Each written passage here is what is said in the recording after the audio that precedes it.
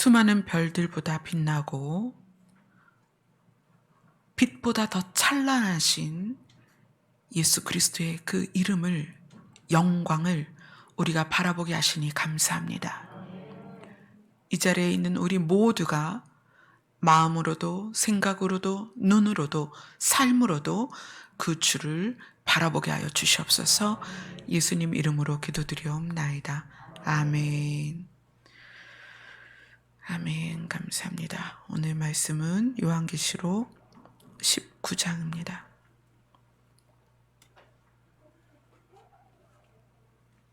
요한계시록 19장 6절부터 8절까지입니다.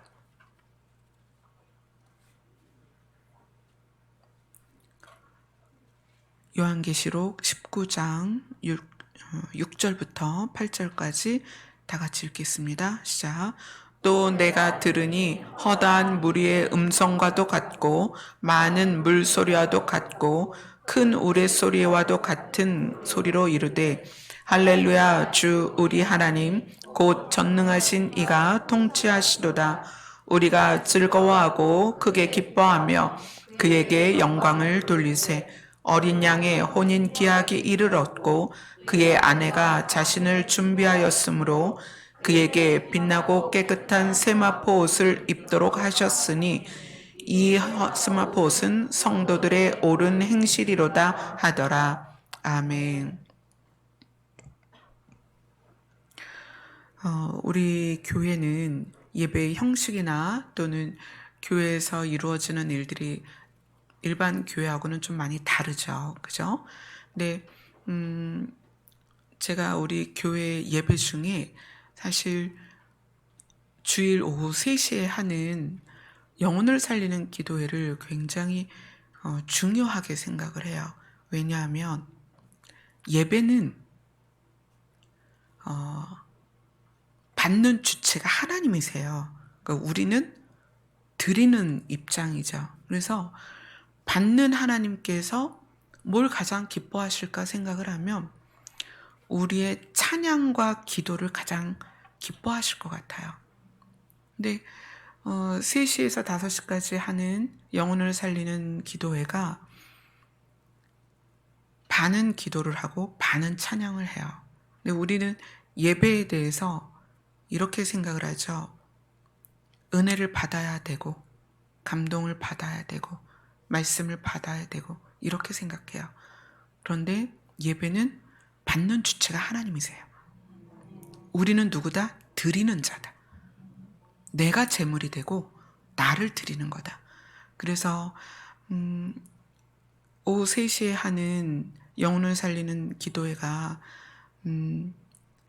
예배가 아니다라고 생각하실 수도 있어요. 그런데 우리가 우리의 마음을 드리고 찬양을 드리고 기도를 드리는 게 하나님께서는 예배를 받으시는 거예요.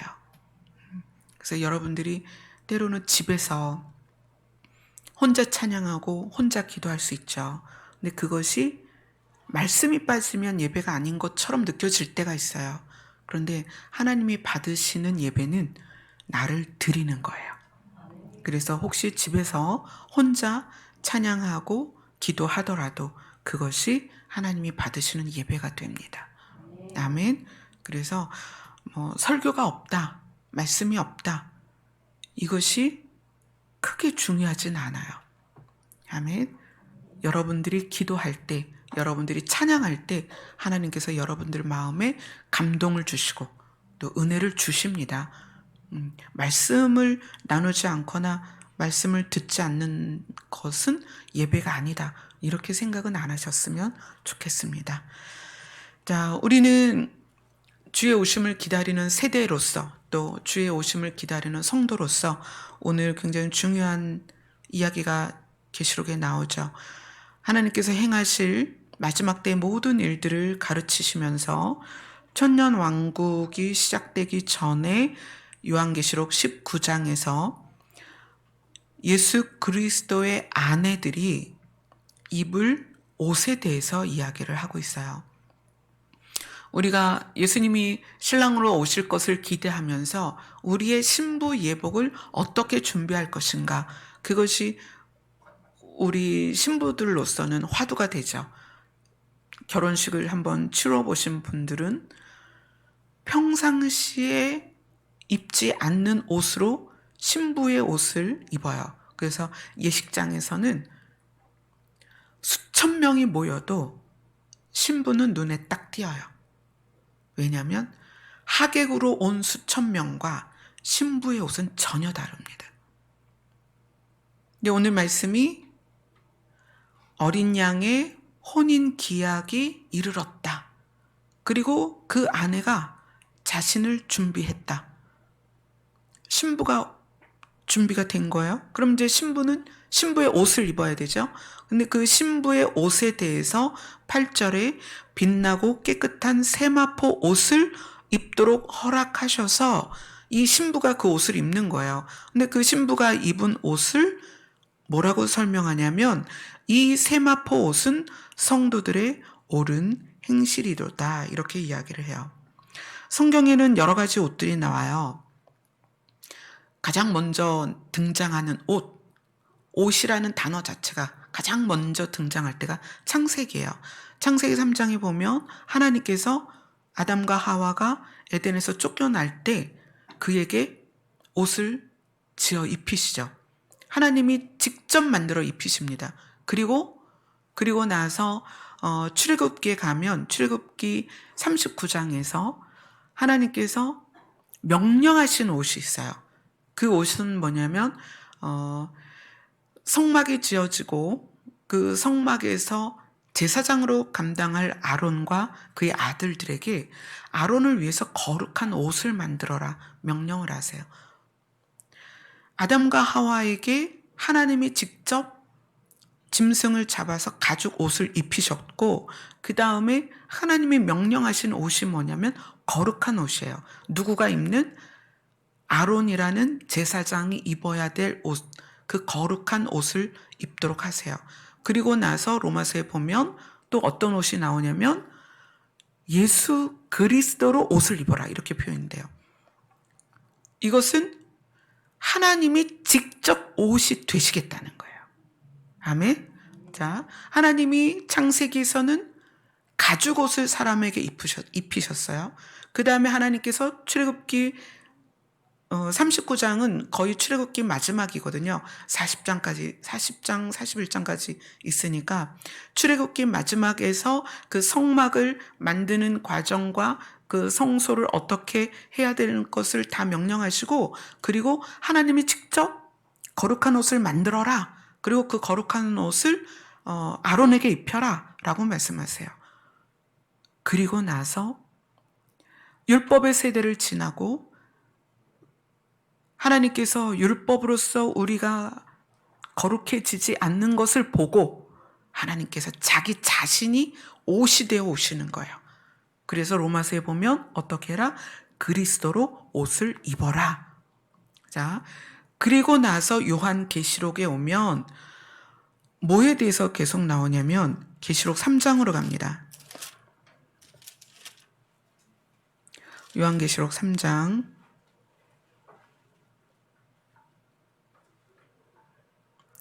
4절과 5절을 같이 읽겠습니다. 시작. 그러나 사대에 그 옷을 더럽히지 아니한 자 몇 명이 내게 있어 흰 옷을 입고 나와 함께 다니리니 그들은 합당한 자인 영고라.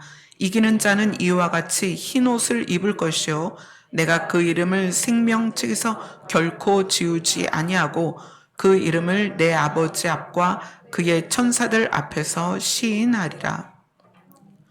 이 계시록에서는 이제 흰 옷이 나와요. 이 흰 옷이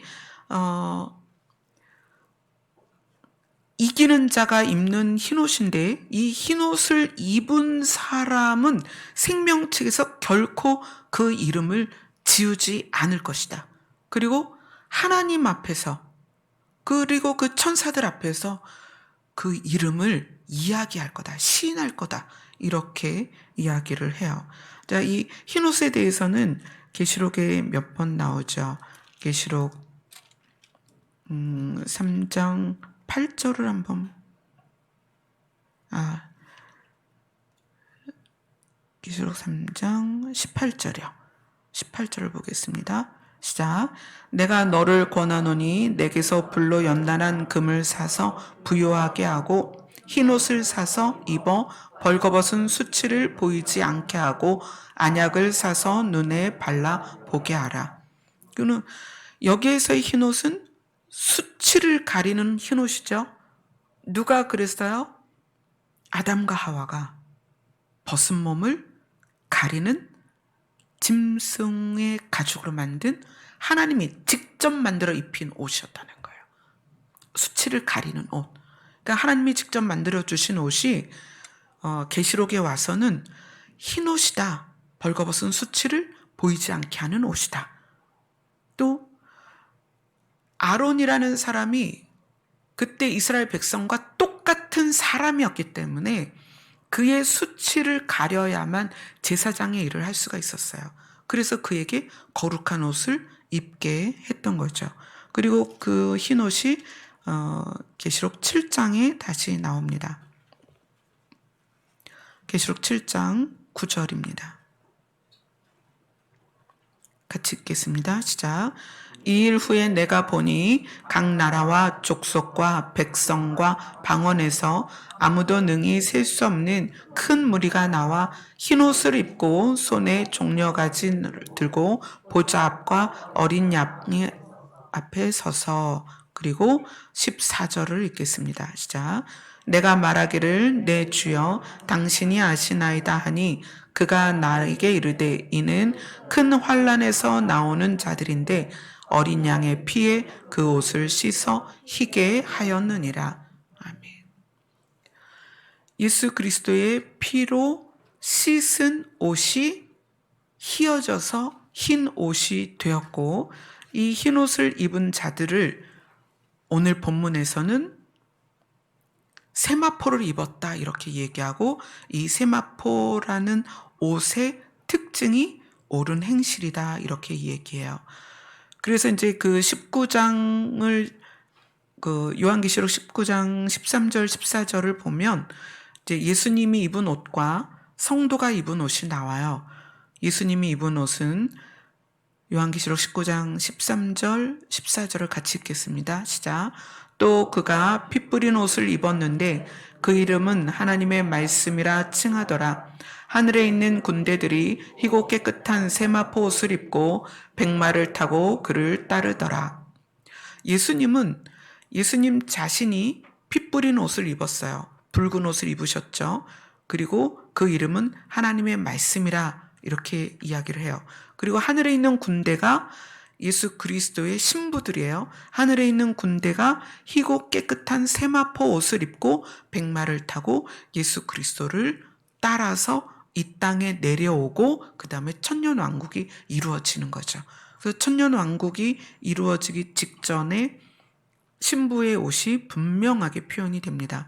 희고 깨끗한 세마포 옷을 입고 백마를 타고 피 뿌린 옷을 입은 예수 그리스도를 따라 내려옵니다.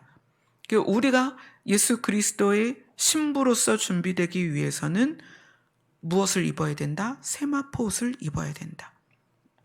근데 그 세마포 옷이, 이 세마포가 뭐냐면 우리나라가 예전에 흰 옷을 입는 백이민족이었잖아요. 이 흰옷, 백의라고 하는 흰옷이 뭐였냐면 배였어요. 배, 삼배 또는 모시.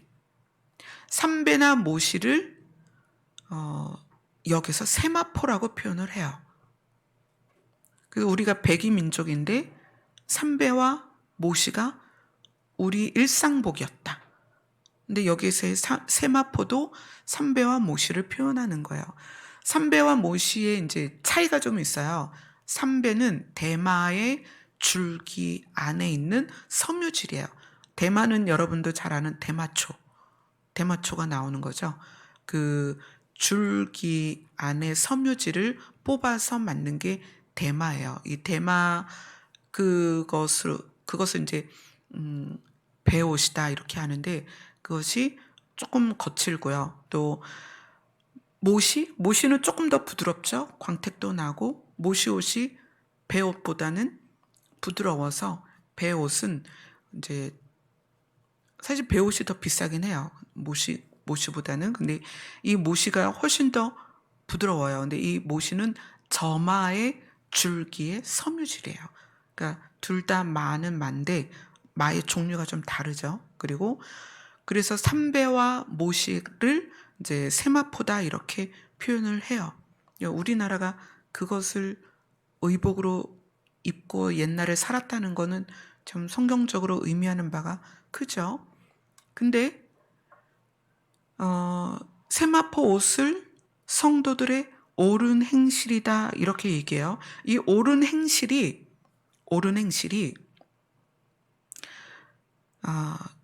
다른 성경에서 원어로 우리가 반드시 기억해야 될 단어로 쓰이는데 한번 볼게요. 로마서로 갑니다. 옳은 행실이 원어로서 어떻게 쓰였는가? 로마서 2장 26절입니다. 우리가 굉장히 중요한 걸 나누고 있어요.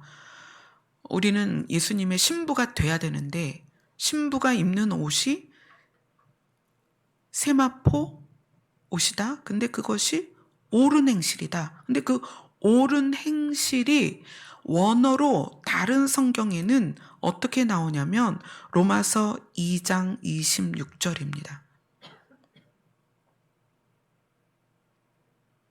같이 읽겠습니다. 시작. 그런즉 무할례자가 율법의 규례를 지키면 그 무할례를 할례와 같이 여길 것이 아니냐. 여기에서 옳은 행실이 어떤 단어일 것 같아요? 율법의 규례. 옳은 행실이라는 헬라어가 로마서에 왔을 때는 율법의 규례로 표현이 됐다는 거예요. 그리고 로마서 8장으로 갑니다.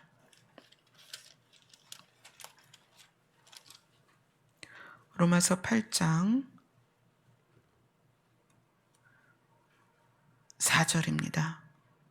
같이 읽겠습니다. 시작. 육신을 따르지 않고 그 영을 따라 행하는 우리에게 율법의 요구가 이루어지게 하려 하심이니라. 여기에서는 무엇으로 쓰였겠어요? 율법의 요구.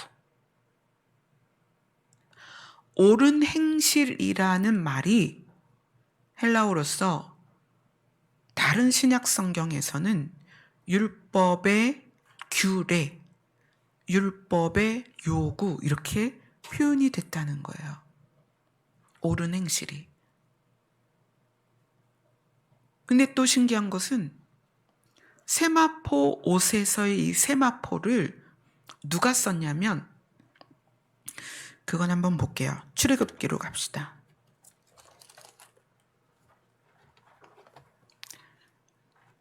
출애굽기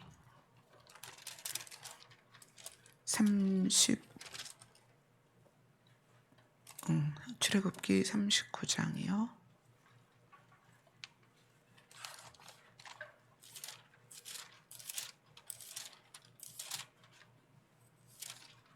출애굽기가 40장까지 있네요. 출애굽기 39장 1절을 같이 읽겠습니다. 시작. 그들은 여호와께서 모세에게 명령하신 대로 청색, 자색, 홍색 실로 성소에서 섬길 때 입을 정교한 옷을 만들고 또 아론을 위하여 거룩한 옷을 만들더라. 자, 그리고 출애굽기 39장 27절부터 29절입니다. 시작.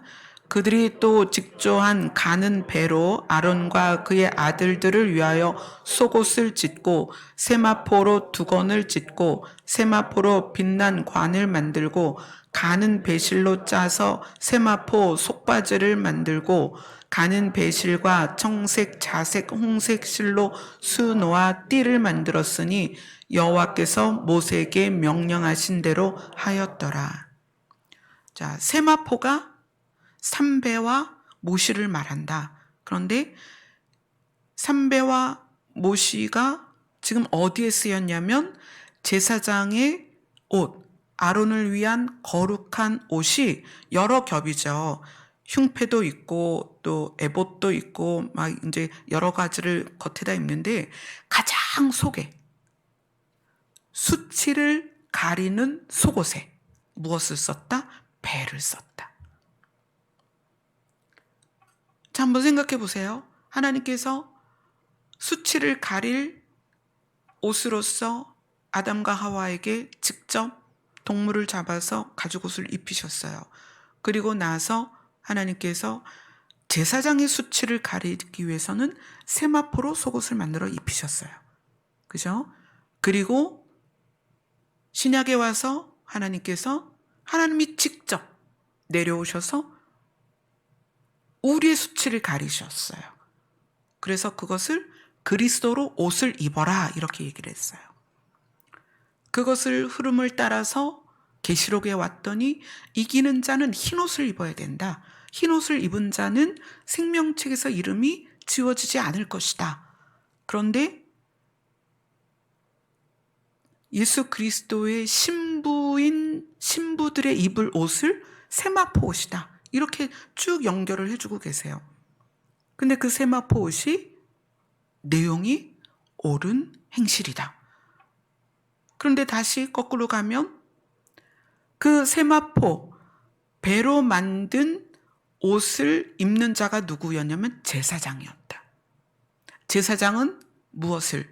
율법을 일반 백성들에게 가르치고 율법대로 제사를 지내고 율법의 규례를 사람들에게 알려줬던 사람이다.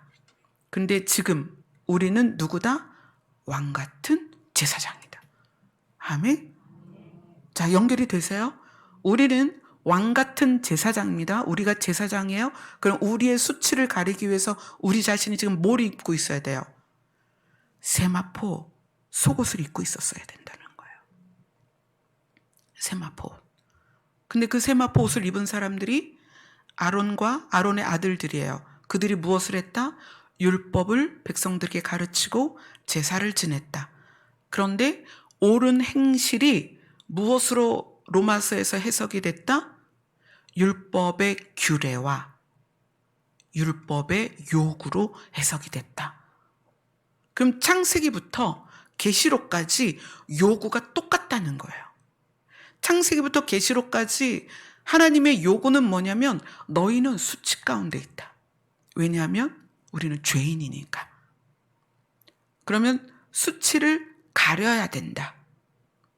하나님이 직접 짐승을 잡아서 처음에 수치를 가려 주셨지만 그 다음에는 율법을 주셨고 율법으로서 죄된 우리의 수치를 가려서 죄가 드러나지 않아야 된다는 거예요.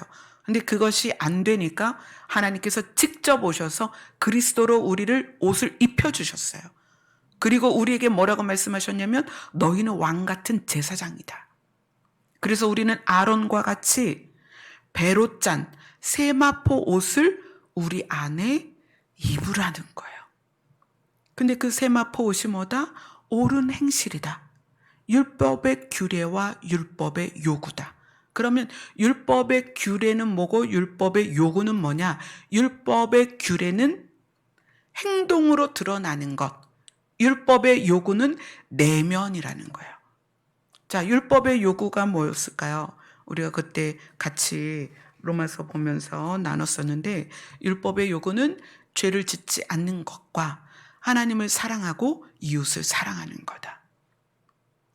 율법의 규례는 우리가 지켜야 될 것들이라면 율법의 요구는 우리 내면에서부터 변화되는 것, 내면에서부터 나와야 되는 것들이다. 이렇게 말할 수가 있어요. 그러면 이제 창세기부터 계시록까지 하나님이 우리에게 계속 요구하시는 것은 우리의 죄된 수치를 가려라. 옷을 입어서 가려라. 예수 그리스도의 옷을 입어서 가려라.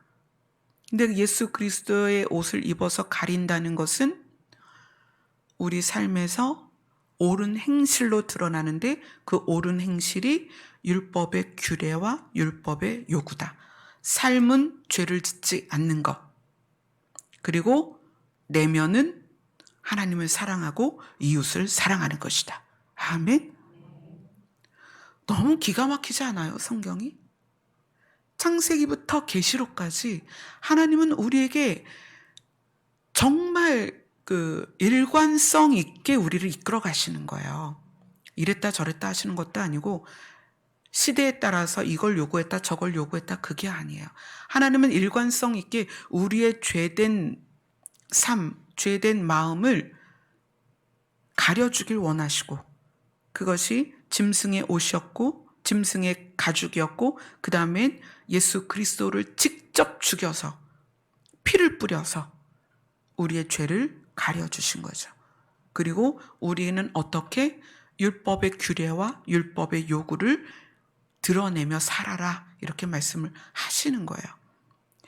그것을 계시록이 뭐라고 했어요? 옳은 행실이다 그랬어요. 그런데 이 옳은 행실이라는 것은 자, 이거를 좀 분석을 해봅시다. 옳은 행실. 행실은 행동하는 것과 열매가 합쳐진 말이에요. 왜 옳은 행동이라고 이야기를 하지 않았을까요? 왜냐하면 행동은 내면이 무엇으로 인하여 행동되어진 건지를 알 수가 없어요. 바리새인과 서기관과 사두개인들에게 뭐라고 말하죠? 회칠한 무덤이다. 겉은 하얗다. 그러니까 흰 옷을 입은 것 같다. 그러나 속은 어떻다? 무덤이다. 시체가 있다. 그러니까 행동 자체는 선을 행하는 것 같고 예배도 잘 드리는 것 같고 기도도 열심히 하고 봉사도 하고 심지어 강단에서 말씀도 전해요. 행동은 전도도 하고 그죠? 또 불우이웃돕기도 하고 선교사도 돕고 심지어 선교사로도 나가요. 자, 이거는 행동입니다. 행동. 그런데 하나님이 그리스도의 신부들에게 원하는 것은 행동이 아니라 행실이라는 거예요. 그럼 행동과 행실의 차이는 뭐냐? 실은 열매라는 거예요. 열매는 본질이 무엇인지를 드러낸다는 거예요. 그러면 우리가 알아야 될 것은 행동으로는 본질을 드러낼 수 없다. 자, 감람나무가 있습니다. 이스라엘은 감람유를, 그러니까 열매를 짠 기름을 굉장히 다양하게 많이 썼어요. 그래서 감람나무가 이스라엘에게는 굉장히 중요한 나무예요. 근데 감람나무가 두 가지가 있습니다. 참 감람나무가 있고 돌 감람나무가 있어요. 그냥 감람나무를 그냥 볼 때는 잘 모르는 거예요. 근데 하나는 돌 감람나무고 하나는 참 감람나무예요. 그래서 이 두 나무가 자라서 열매를 맺었을 때에는 돌 감람나무의 열매를 쓸 수가 없어요. 참 감람나무 열매를 쓸 수가 있는 거예요. 그러니까 열매를 봤을 때 알게 되는 거죠. 이 나무의 정체를. 그래서 돌 감람나무는 어떻게 하냐면 자랄 때 한 20cm가 자랐을 때 나무를 딱 잘라요. 그리고 어떻게 하냐면 참 감람나무를 잘라서 여기에 접을 붙여요. 그러면 돌 감람나무에서 나중에 접 붙인 데를 통하여서 참 감람나무 열매가 맺혀져요. 이것이 말씀에 나오는 접붙임이라는 그런 게 단어가 있죠. 열매는 실체를 알게 해요. 그래서 성도, 어떤 성도? 예수님의, 신랑이신 예수님의 신부가 되는 성도에게는 하나님께서 옳은 행동이 아니라 옳은 행실을 원하신다는 거예요. 행동은 누구나 다 교회에서 원하는 대로 할 수는 있어요. 그런데 그것이 열매로 드러난다는 거예요. 열매로. 사역자들에 대해서도 성경이 뭘 보라 그래요? 그들의 삶을 쭉 지켜봐라. 그리고 뭘 봐라? 열매를 봐라. 말씀을 강단에 서서 정말 화려하게 전할 수도 있고, 또 은사가 나타날 수도 있고, 또 글로벌하게 많은 일들을 할 수 있어요. 그러나 그것으로 판단하지 말고 삶의 열매를 보라고 그래요. 그래서 신부의 세마포 예복에 대해서 옳은 행실 이렇게 얘기를 해요. 행동만이 아니라 열매가 있어야 된다. 행실. 그럼 옳은은 뭐냐? 옳은하고 조금 비슷한데 다른 단어가 있어요. 올바른. 그죠? 올바른. 그 올바른은 뭐냐면 옳은 것과 바른 것이 합쳐진 거죠. 옳은은 내면적인 거예요. 바른은 내면적인 것에 의하여 드러난 행동이에요. 옳은은 여러분들이 어떻게 생각하셔야 되냐면 옳은은 어떤 가치 또는 기준, 개념 이것들이 옳은에 속하는 거야. 옳은. 바른은 그 옳은 개념, 가치, 기준을 가지고 행동하는 거예요. 그래서 올바른 사람 이렇게 하면 옳은 가치와 개념을 가지고 바르게 행동한다. 그런 사람을 올바른 사람 이렇게 이야기할 수 있어요. 근데 성도들은 옳은 개념, 옳은 가치, 옳은 기준을 가지고 행동을 하는데 어떤 행동? 열매가 되는 행동을 해야 된다. 그것이 성도들에게 요구하시는 신부의 옷입니다. 예수님의 다시 오심을 깨달은 분들이 예수님이 신랑으로서 오실 때 우리는 신부가 돼야 되는데 우리는 도대체 어떻게 준비를 해야 되느냐? 이것이 화두였어요. 목사님, 신부의 예복을 어떻게 준비를 해야 돼요? 그것이 오늘의 말씀 안에 나오는 거예요. 무엇이다? 옳은 행실이다. 열매가 있는 행동이다. 그럼 이 옳은은 뭘까요? 자, 사사기에 보면 우리 사사기를 잠깐 보겠습니다. 사사기 17장.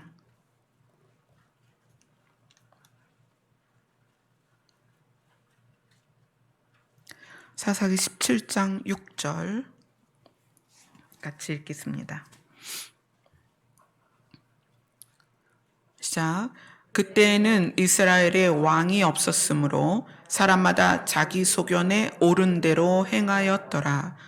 그리고 21장으로 갑니다. 사사기의 마지막 장 마지막 절. 사사기 21장 25절입니다. 시작. 그때 이스라엘에 왕이 없으므로 사람이 각기 자기의 소견에 옳은 대로 행하였더라. 아멘. 하나님께서는 이스라엘을 다스리고 인도하시기 위해서 선지자를 보내시고 사사를 보내셨어요. 그런데 이스라엘은 끊임없이 누구를 추구했냐면 대표를 추구하는데 선지자나 사사가 아니라 왕을 원했다는 거예요. 왜 왕을 원했냐면 주변국들이 왕이 있었어요. 그러니까 그들이 하나님을 향할 때에는 너무 막연한 거예요. 근데 주변국을 보니까 왕이 있는데 이 왕정 통치가 너무 강력한 거야. 왕의 리더십이나 카리스마가 백성들이 어떻게 해야 되고 어디로 가야 될지를 일사불란하게, 그래서 전쟁을 해보면 이 왕이 있는 나라는 뭔가 다른 거예요. 이걸 보면서 이스라엘이 세상을 향하여 눈을 뜨고 나니까 왕이 필요한 거예요. 그러고 나니까 어떻게 해요? 이스라엘의 왕이 없으므로, 이스라엘의 왕은 하나님이십니다. 그런데 이스라엘이 자기 민족을 지으신 하나님을 바라보지 않고 그들은 어떻게 했냐면 우리는 왕이 없으니까 내 마음대로 할 거야. 이렇게 된 거예요. 세상을 보니까 리더를 따라가는데 우리는 리더가 없어. 그러니까 뭐 내 마음대로 해야지. 이래서 사사기 마지막 장 마지막 절에 너무 슬픈 내용이죠. 이스라엘에 왕이 없으므로 사람이 각기 자기의 소견에 옳은 대로 행하였더라. 여러분이 지금 계속 이제 마음에 대한 것을 다루고 있는데, 하나님을 믿으면 하나님이 어디로 오세요? 마음으로 들어오세요. 그러면 마음으로 들어오신 하나님이 우리의 왕이시죠. 그러면 그분의 통치를 받아야 돼요.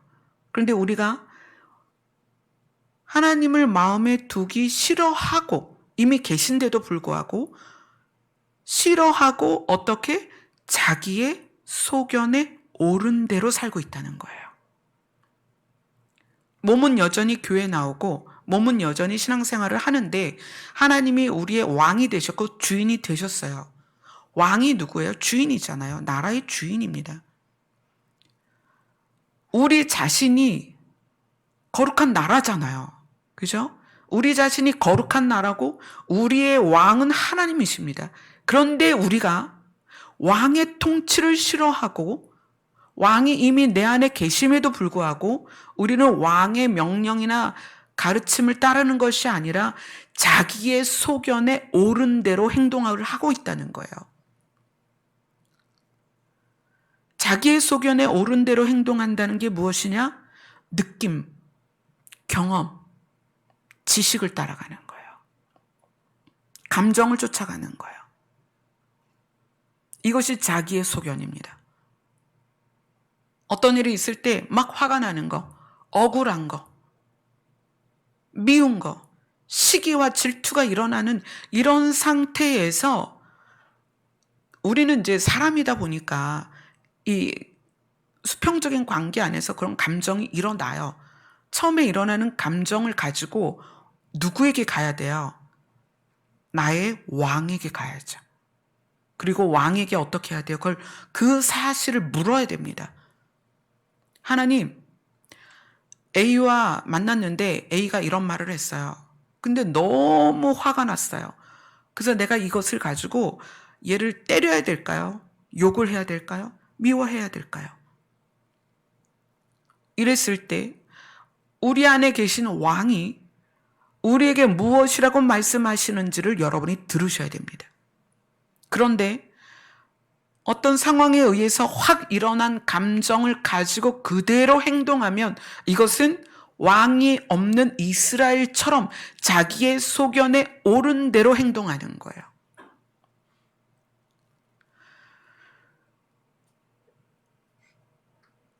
하나님이 우리의 왕이셔서 하나님의 통치와 다스림이 우리 안에 있고 그것에 우리가 순종되어진다면, 우리가 그분의 백성인 것을 깨닫고 순종되어진다면 우리가 어떤 상황에서 일어나는 감정과 느낌을 가지고 그대로 행동하는 것이 아니라 하나님 앞에 가져가야 된다는 거예요. 아멘. 옳은 행실은 바른 기준, 바른 가치관, 이걸 가지고 행동을 조절할 수 있어야 된다는 거예요.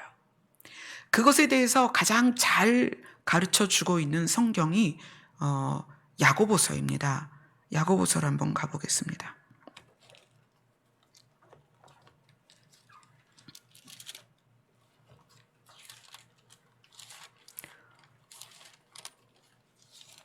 야고보서는 5장까지 있는 아주 짧은 책인데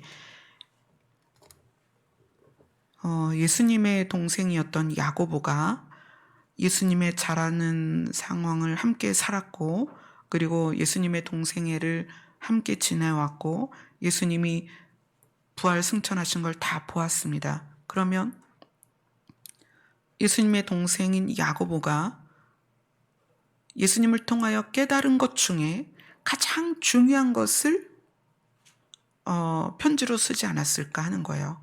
글을 쓰지 않았을까? 후대에 남기지 않았을까? 그런데 이 야고보가 야고보서를 쓰면서 어떤 점에 가장 중점을 두었냐면 그리스도인의 진짜 믿음에 대해서 쓴 거예요. 이 야고보서는 1장부터 5장까지 여러분들이 시간 있을 때 쭉 길지 않으니까 하루에 그냥 다 읽어내리실 수 있을 거예요.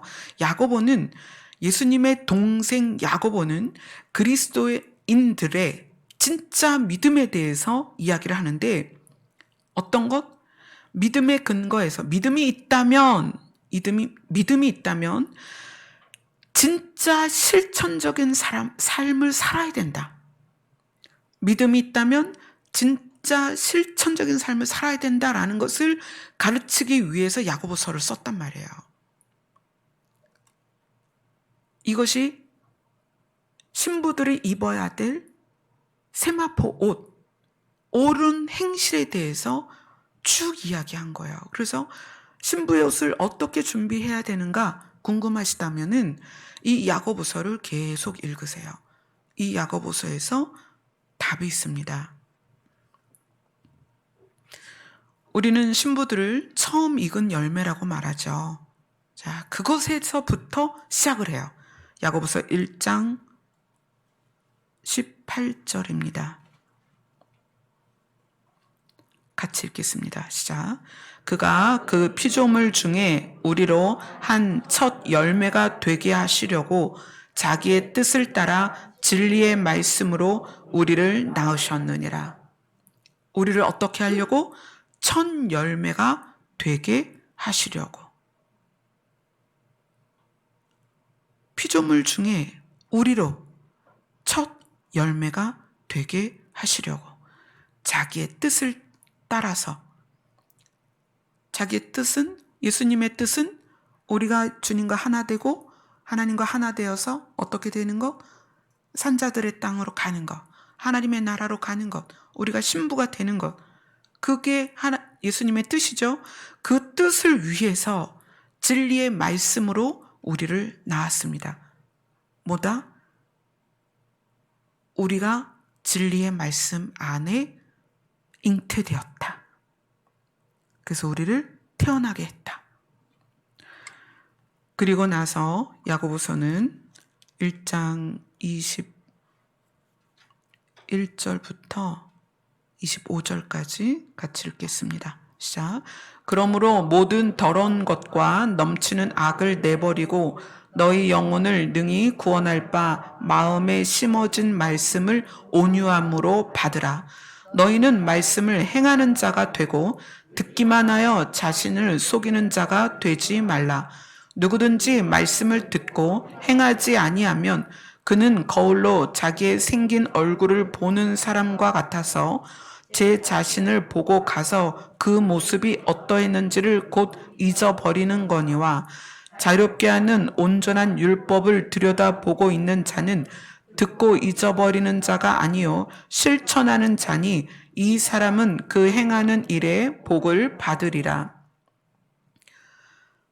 우리 마음에 심어진 말씀, 우리 마음에 오신 예수 그리스도를 마음으로 받은 다음에 그 예수 그리스도가 우리 마음에 역사되어져서 우리가 그런데 그 예수님이 우리 마음에서 역사되어질 때 온유함으로 받으라는 것은 너희가 그 말씀에 거절하거나 거스르지 말라는 거예요. 주님이 주신 말씀을 그대로 받아들이라는 거예요. 어떻게? 부드럽게 온유함으로 받아라.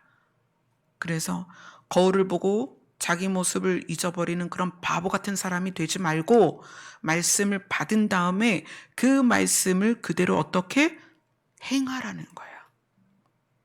예수님이 내 마음에 오셔서 우리를 가르치신 대로 삶을 살아라. 그 말씀이죠. 자, 그 다음에 2장으로 가서 2장 17절을 읽겠습니다. 시작. 이와 같이 행함이 없는 믿음은 그 자체가 죽은 것이라.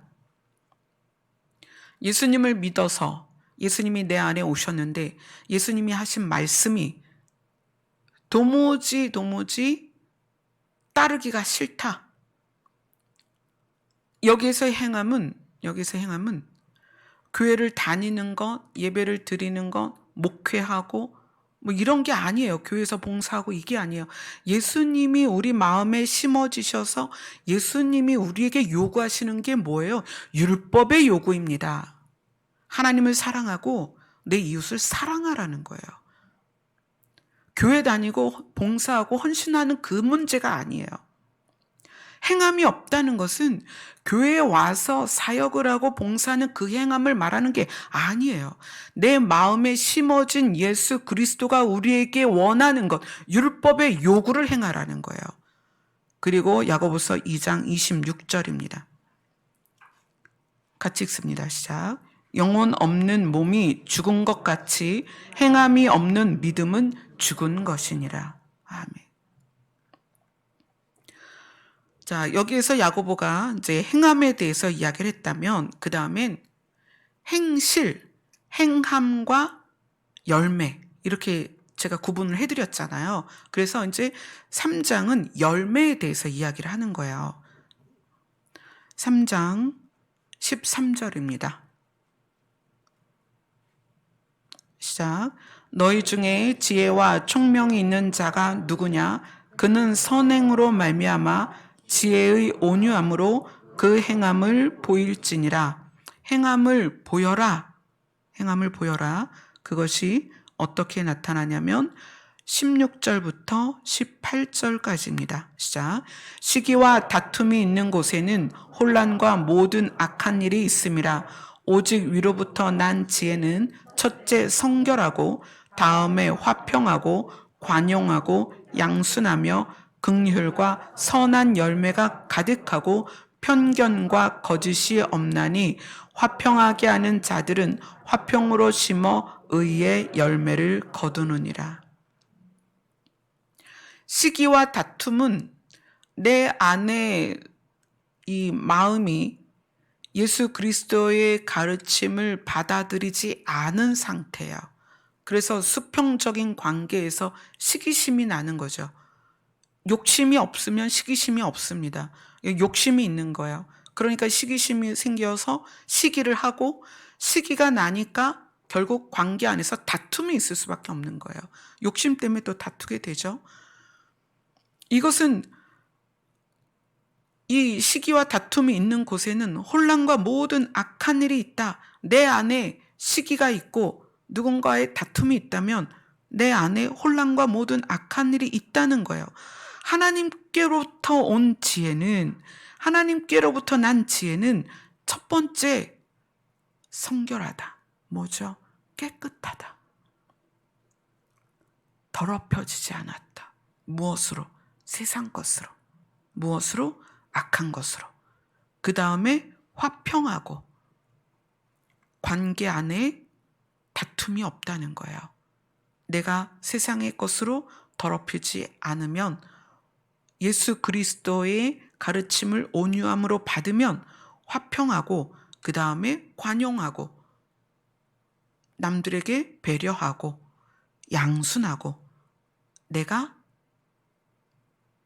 부드럽고 온유하고 긍휼과 누군가를 불쌍히 여기고 이러한 모든 것이 선한 열매로 나타납니다.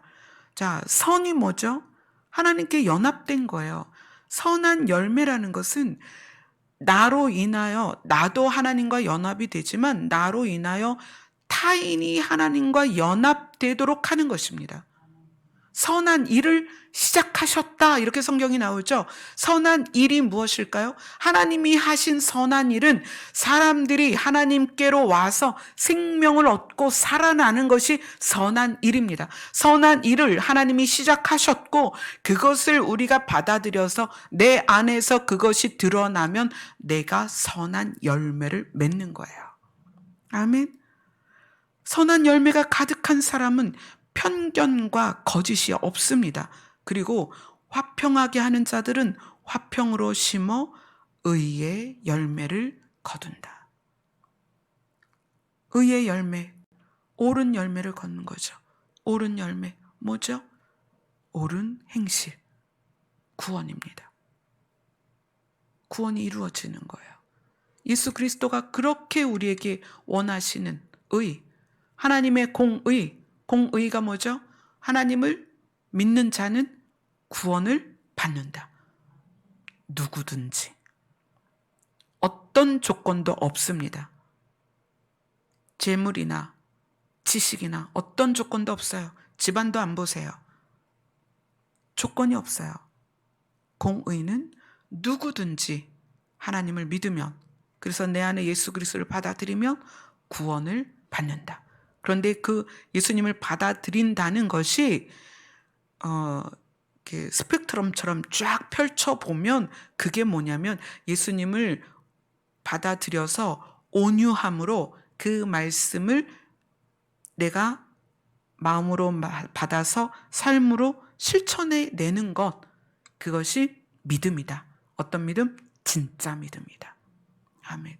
그래서 진짜 믿음을 소유한 것이 옳은 행실이고 그러한 자가 신부가 되는 것이다. 아멘. 자, 3장 우리가 18절까지 봤죠?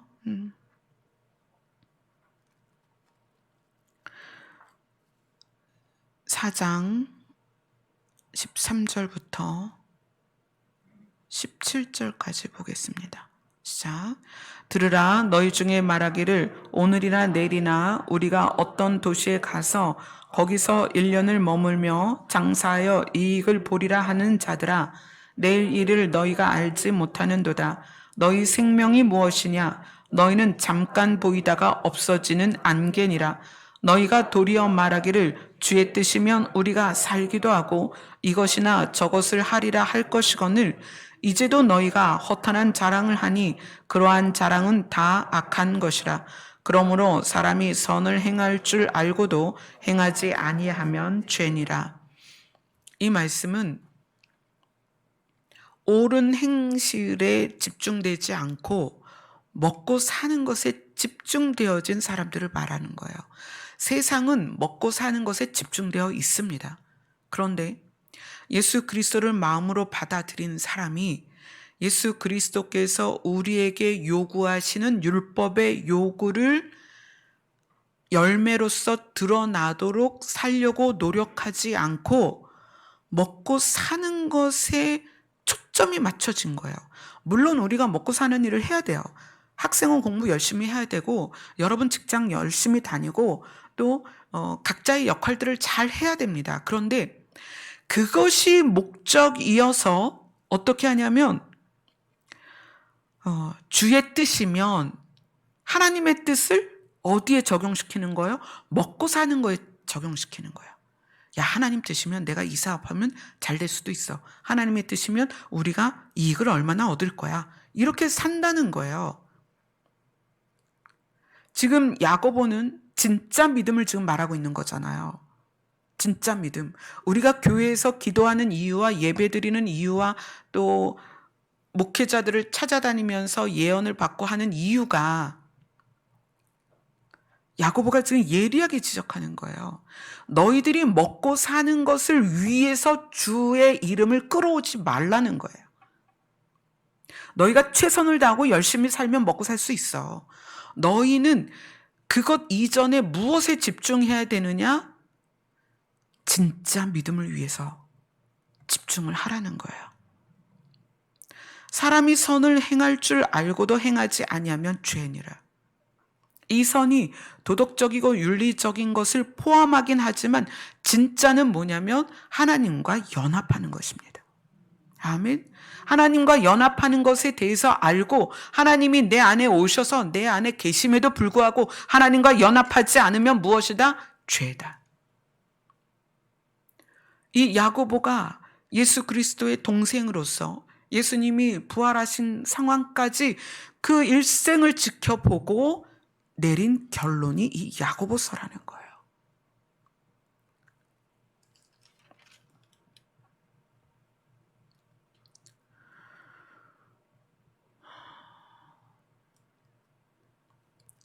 그리고 야고보서를 마지막에 어떻게 마무리하는지 보겠습니다. 7절부터 11절을 보겠습니다. 시작. 그러므로 형제들아, 주께서 강림하시기까지 길이 참으라. 보라, 농부가 땅에서 나는 귀한 열매를 바라고 길이 참아 이른 비와 늦은 비를 기다리나니, 너희도 길이 참고 마음을 굳건하게 하라. 주의 강림이 가까우니라. 형제들아, 서로 원망하지 말라. 그리하여야 심판을 면하리라. 보라, 심판주가 문 밖에 서 계시니라. 형제들아, 주의 이름으로 말한 선지자들의 고난과 오래 참음의 본으로 삼으라. 보라, 인내하는 자를 우리가 복되다 하나니, 너희가 욥의 인내를 들었고 주께서 주신 결말을 보았거니와, 주는 가장 자비하시고 긍휼히 여기시는 이시니라. 야고보는 우리들에게 주님이 곧 오실 거니까 믿음을 지켜라. 세상을 보고 이스라엘이 왕이 없으므로 어떻게 자기의 소견대로 그것이 옳다고 생각하고 행동을 했다는 거예요. 그것은 하나님이 자기들의 왕인 것을 이미 알고 살던 존재들인데 왕을 잃어버린 거예요. 그러니까 우리에게 너희들의 왕을 잃어버리지 말라는 거예요. 예수님이 우리에게 가르치신 것을 놓치지 말라는 거예요.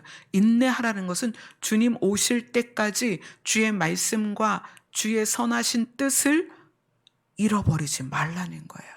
이것은 주의 말씀과 주의 그 뜻이 깨달아지지 않은 사람에게는 사실 야고보서가 필요가 없어요. 이 야고보서는 누구에게 필요한 것이냐? 이미 내 안에 예수님이 계신 성도들에게 필요한 말씀이라는 거예요. 근데 야고보가 야고보서를 마무리하면서 뭐 해라? 인내해라. 주님 곧 오실 것이니까 인내해라. 내 안에 계신 예수 그리스도와 그분의 뜻과 그분의 말씀을 잃어버리지 말고 그것을 온유함으로 받아서 어떻게 해라? 그 삶을 살고 그것으로서 열매가 드러나게 해라. 이것이 우리가 입을 신부의 옷입니다. 아멘. 다시 계시록으로 가서 7절 8절을 계시록 19장 7절 8절을 같이 읽겠습니다. 시작. 우리가 즐거워하고 크게 기뻐하며 그에게 영광을 돌리세. 어린 양의 혼인 기약이 이르렀고 그의 아내가 자신을 준비하였으므로 그에게 빛나고 깨끗한 세마포 옷을 입도록 허락하셨으니 이 세마포 옷은 성도들의 옳은 행실이로다 하더라. 여러분들이 정말 이것을 명심하셔야 돼요. 뭐냐면 여러분이 느끼는 것과 여러분들이 감정으로 나타나는 것들을 행동까지 가도록 하지 마세요. 여러분은 느낀 대로 행동하는 것이 아니라 옳은 걸 행동해야 돼요. 아멘. 옳은 것의 기준과 가치관은 예수 그리스도입니다. 아멘. 그래서 뭐 예를 들어서 어떤 예를 들으면 좀 쉬울까요? 저를 예를 들어볼게요. 자, 제가 교회 와서 이제 예배 준비도 하고 말씀 준비도 하고 또 대부분은 상담도 하고 그러죠. 그런데 그러다 어느 날 화장실에 갔는데 화장실에 휴지가 없고 쓰레기통에 휴지가 꽉 찼다. 그러면 이제 보통은 목사님들이 화를 내죠. 도대체 이건 맡은 사람이 누군데 화장실을 이렇게 했냐. 빨리 치워라. 휴지 갖다 껴라. 이럴 수가 있어요. 처음에 이제 그런 상태. 휴지를 쓰려고 보는데 휴지는 하나도 없고 휴지통에 휴지는 버려지지 않아서 넘쳐. 그러면 이제 그 리더로서는 그 화가 날 수 있잖아요.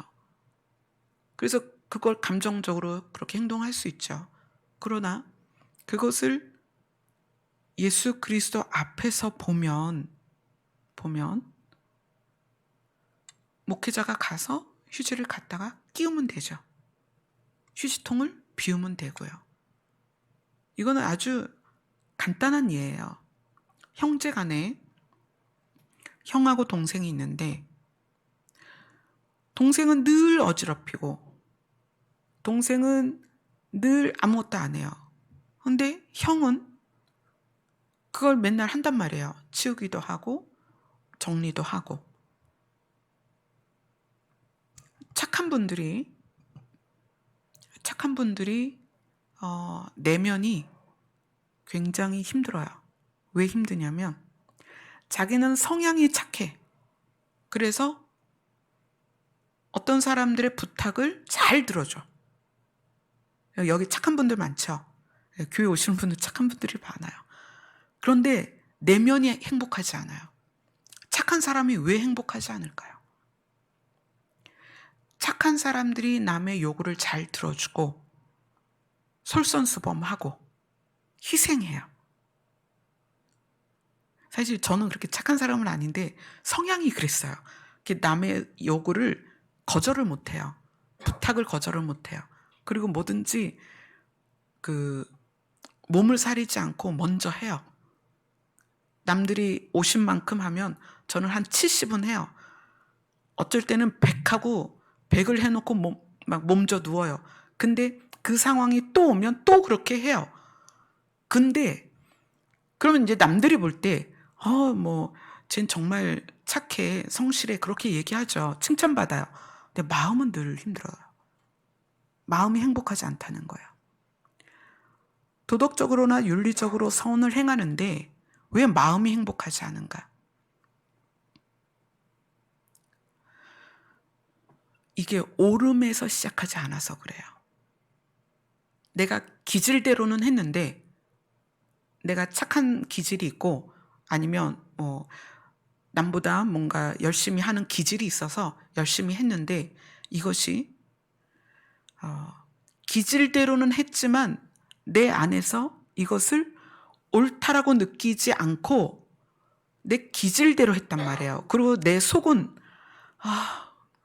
왜 맨날 나만 해야 돼?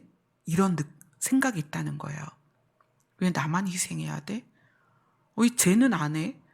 이걸 내 안에서 가지고 있다는 거예요. 그러나 옳은 것을 예수 그리스도의 마음으로 옳은 기준으로 하면 남들이 부탁하기 전에 먼저 해도 남이 50 하는데 나는 100을 해도 마음이 힘들지 않다는 거예요. 이거는 내 가치관이 그것을 하기를 옳다고 느꼈기 때문에 남들은 하나도 안 하는데 내가 모든 사람의 짐을 대신 지고 갈 수 있어요. 근데 이것이 기질에 의해서 하면 마음은 늘 불편한 거야. 쟤는 이것도 안 하고 저것도 안 하고 맨날 나만 하고 맨날 나만 청소하고 맨날 나만 희생하고. 그래서 우리의 행실이 어떤 행실이어야 된다? 옳은 행실이어야 된다. 겉으로 드러나는 행동으로서 옳게 보일 수는 있습니다.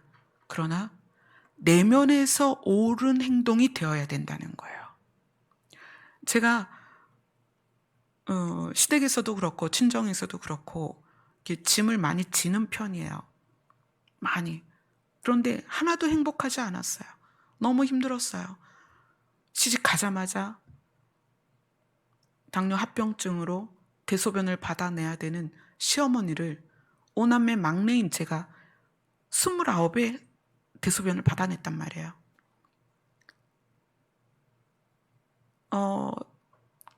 그거를 자원하긴 했지만 그건 제 기질에서 나온 거예요. 옳음이라는 것보다는 제 기질이었단 말이에요. 시댁에서 있었던 많은 일들 제가 자원해서 한 게 많아요. 그러나 내 옳음에서 나온 게 아니라 기질에서 나왔다는 거예요. 여기 착한 분들 마음으로 괴로운 분들 많을 거예요. 행동은 하는데 마음은 아니거든요.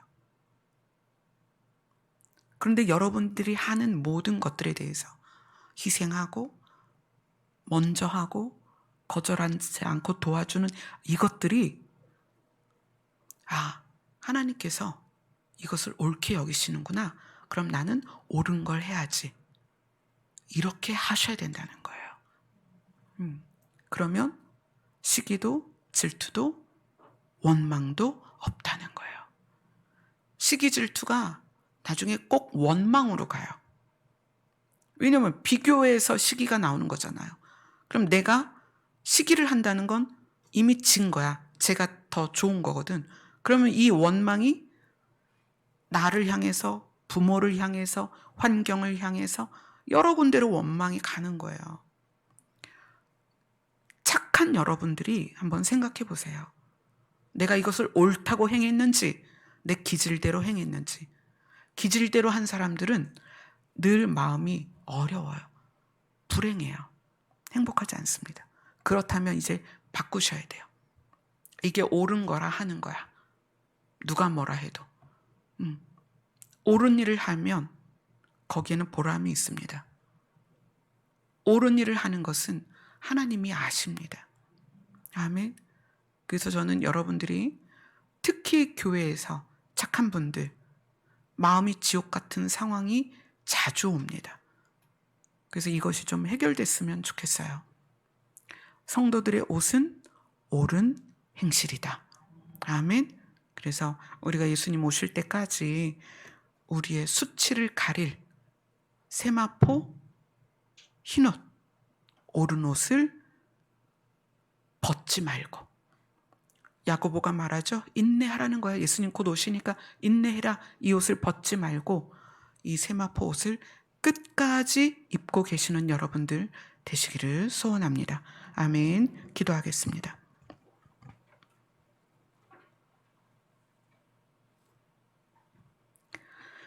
겉으로 드러나는 행동으로서는 우리의 내면을 알 수 없습니다. 열매로서 알 수가 있습니다.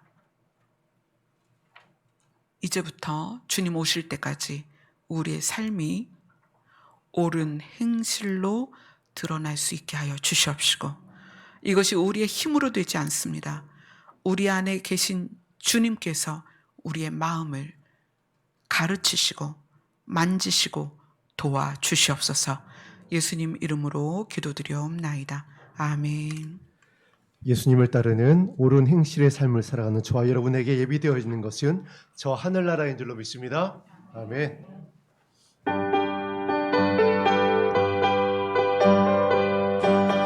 저 하늘에는 눈물이 없습니다. 저 하늘에는 눈물이 없네. 거기는 슬픔도 없네. 저 하늘에는 눈물이 없네. 거기는 슬픔이 있네.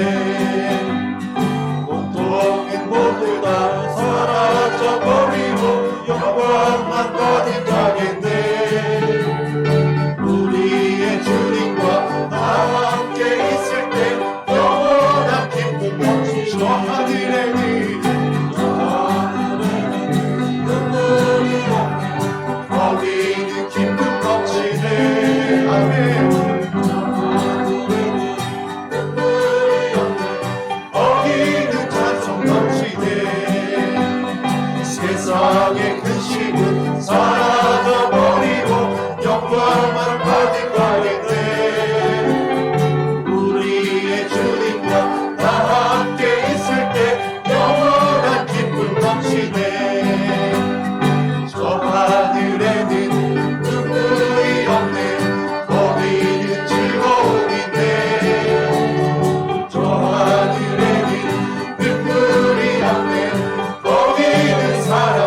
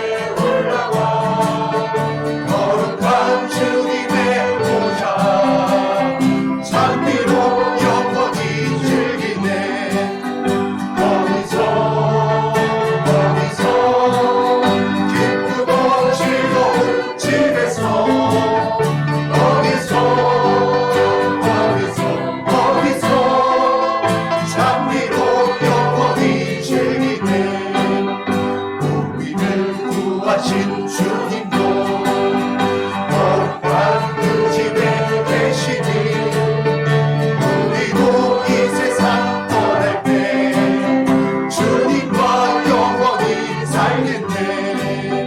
거기서 기쁘고 즐거운 집에서 거기서 주님과 영원히 살 우리의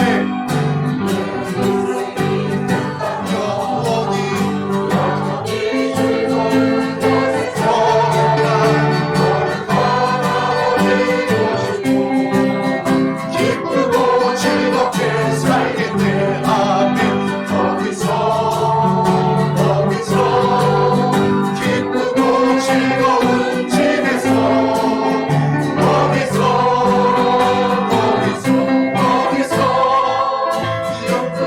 즐겁게 우리의 일생이 영원히 즐거운 곳에서 거룩한 아버지 모시고 기쁘고 즐겁게 살겠네. 거기서 기쁘고 즐겁게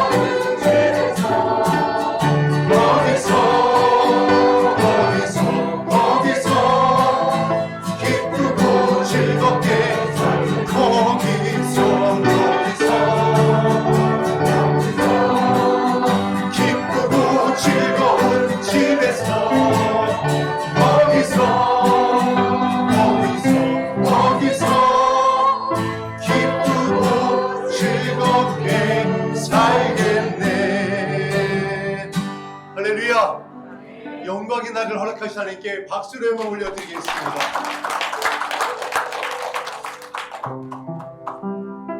아버지, 하늘의 문을 열어주시고 은혜의 단비를 우리 마음에 주신 가운데 내려 주옵소서. 이제 우리의 삶이 옳은 행실의 삶으로 아버지께 드려지기를 소망합니다. 이 간절한 마음을 가지고 고백드리겠습니다. 하늘의 문을 여소서. 하늘의 문을 여소서. 이곳을 주목하소서.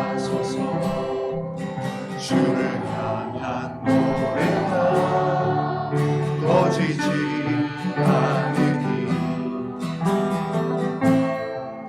하늘을 열고 소서. 이곳에 임재하소서. 주님을 기다립니다.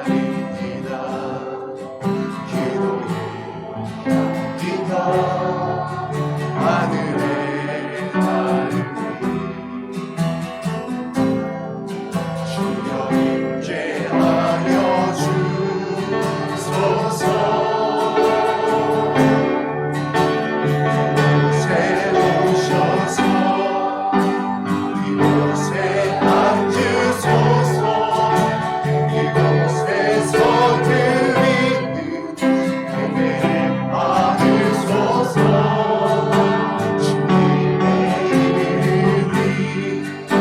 주님의 이름만이 오직 주의 이름만 이곳에 있으니 하늘의 문을 여소서. 하늘의 문을 여소서. 이곳을 주목하소서. 주를 향한 노래가 꺼지지 않으니 하늘을 열고 오소서. 이곳에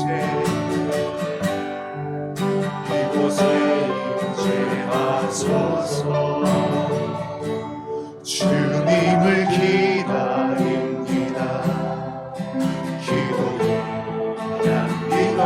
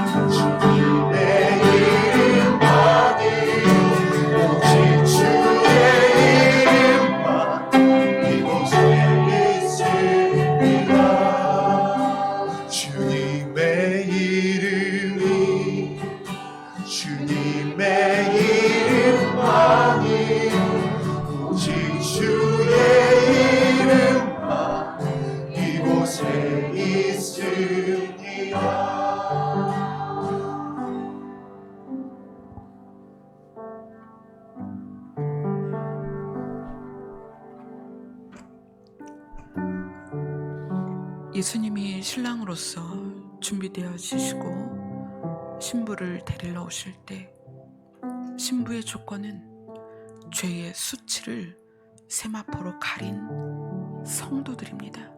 근데 그 세마포가 율법의 요구를 이루는 옳은 행실이라는 거예요. 내 감정, 내 느낌, 내 생각을 따라가는 것이 아니라 내 마음에 계신 예수님이 우리에게 원하는 율법의 요구, 그것을 살아내는 것입니다. 그것이 기준이 되고 그것이 나의 가치관이 되어서 옳은 것을 선택하며 사는 것, 그것이 그리스도의 신부의 옷입니다. 우리가 그렇지 못했다면 이제 우리 가치관을, 우리 기준을 바꿔야 됩니다. 그러기 위해서는 겸손한 마음으로 주님이 우리 안에서 무엇을 말씀하시는지, 그분이 우리에게 무엇을 요구하시는지 들으셔야 됩니다. 만약에 지금의 교회들이, 성도들이, 목회자들이 그 옳은 행실의 옷을 입고 있었다면 이까짓 코로나로 교회가 문을 닫거나 예배가 방해받을 수는 없었을 것입니다. 그러나 우리가 그렇지 못했기 때문에 세상이 교회 문을 닫으라고 말을 하는 거예요. 지금부터라도 우리가 이 죄된, 수치된 교회와 우리 자신이 그리스도로 옷 입는 삶을 살기를 우리의 힘으로 하기 어렵기 때문에 주님 도와주시옵소서. 주의 말씀이 우리 마음 안에서 우리의 기준과 가치관을 바꿔주시고 느낌과 생각과 감정대로 살지 않도록 도와주시옵소서. 옳은 것을 선택하게 하여 주옵소서. 기도하는 시간 갖도록 하겠습니다.